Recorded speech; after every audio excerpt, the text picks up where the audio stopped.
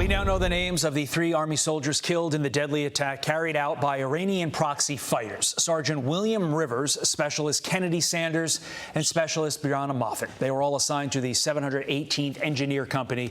That is an Army Reserve unit based out of Georgia. But the White House sparking outrage after this response while trying to offer condolences. Obviously, our deepest condolences go out, and our heartfelt condolences go out to the families who lost three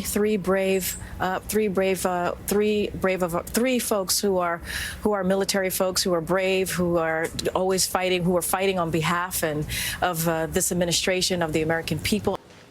Florida Congressman Cory Mills is an Iraq War veteran, and he joins us now. Congressman, what's worse, the fact that after 2 years, Jean-Pierre still can't get out a simple message, much less a message of condolences, which is quite frankly the easiest thing you can do? We can all do that. We all have done it. Or the fact that she thinks the military, the brave men and women who fight and die, do it for the administration and not the American people. Well, both things are extremely disappointing. First off, it's easy to offer our condolences to our brave heroes who fought and served in our armed forces and proudly served the United States of America and the United States citizens. I mean, look, it's very simple. When we swear an oath, we don't swear it to an administration. We swear to support and defend our Constitution against all enemies, foreign and domestic, and that's protecting our way of life and our inalienable rights. So I'm not surprised that she wouldn't even have a simple message.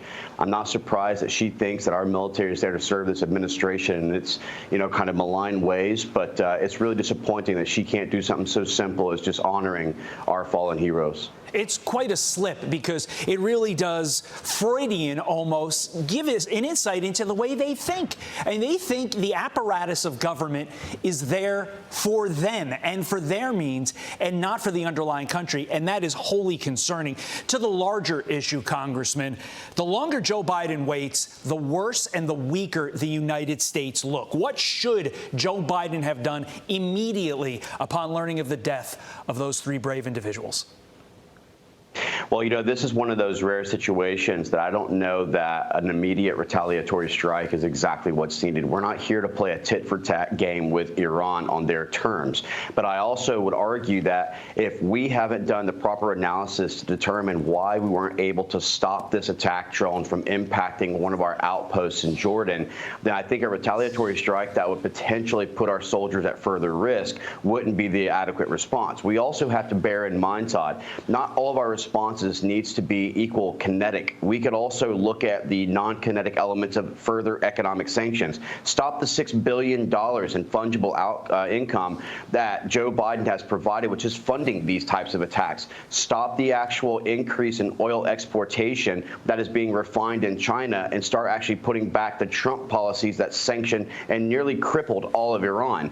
And so while I agree that we should have an equal and a very, very direct response, we must ensure the safety of our troops first and not get into a tit-for-tat where our soldiers are playing catch with missiles, rockets, and these attack drones. Understood. Finally, an Israeli dossier is alleging that 190 United Nations employees have ties to Hamas, and they claim 12 were directly involved in the Hamas terror attacks on October 7th. These people are accused of kidnapping, violence, providing ammunition to Hamas. There are the 12 up on your screen. Yet Joe Biden has given their organizations, the United Nations Relief and Works Agency, UNRWA, $1 billion after Trump cut its funding. Final thoughts on that, Congressman? Well, the bottom line is that what the United Nations used to stand for isn't what they stand for today. It's useless nations. It's the same as NATO that was put in 1947 to try and go ahead and prevent Soviet Union expansionism. And now that just stands for now America takes over. Look, for too long, America has continued to foot the bill, whether it be through our treasures, whether it be through our soldiers that we put on harm's way. We need to actually look at what Senator Mike Lee said by removing ourselves from the UN if they're not going to actually do their job, because we're not here to support the very terrorism that threatens the American lives. It does beg the question, 20 seconds, what is the role of the UN anymore, Congressman?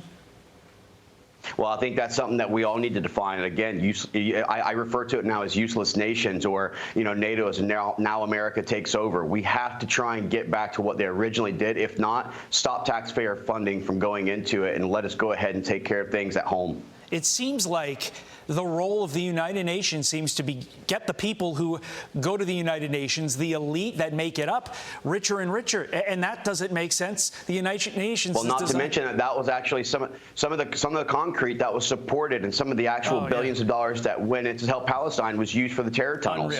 Unreal. Got to leave it there. Congressman Cory Mills, thank you. Fox and Friends, right now. I'm Steve Ducey. I'm Brian Kilmeade. And I'm Ainsley Earhart. And click here to subscribe to the Fox News YouTube page to catch our hottest interviews and most compelling analysis.